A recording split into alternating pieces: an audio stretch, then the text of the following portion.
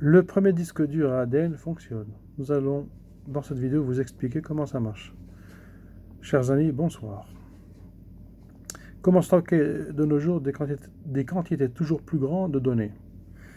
Eh bien, nous allons le faire en remplaçant certains composants électroniques par l'ADN. Il faut savoir que dans une molécule microscopique, il y a 3 milliards de paires d'ADN, de paires de bases, autant pour moi, qui stockent notre information génétique.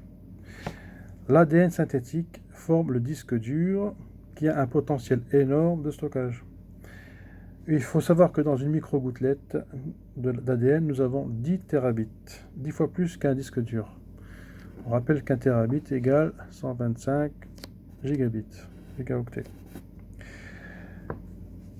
Le prototype à l'heure actuelle est très lent. Il a fallu 21 heures pour encoder le mot hello. Et son coût d'achat est très cher, 10 000 $, et il est assez encombrant puisqu'il mesure l'équivalent d'une taille d'une photocopieuse. Mais il y a bon espoir que d'ici quelques années, ils vont réduire la taille à une boîte de chaussures et son coût sera de meilleure qualité, évidemment, et plus performant. Maintenant, je vais vous expliquer comment ça se passe. L'ADN est synthétisé.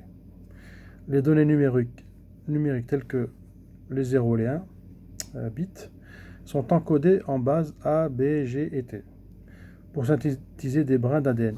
Je rappelle que les données numériques sont en code binaire composé de 0 et de 1, des suites 0, 0, 1, 1, 1, 0, etc.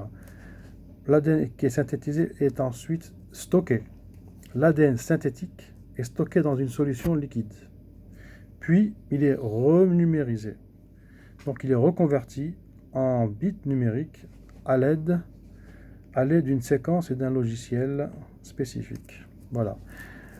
Maintenant, la vidéo suivante, je vais développer la loi de Moore. Et vous comprendrez pourquoi. Et je vous remercie. Au revoir.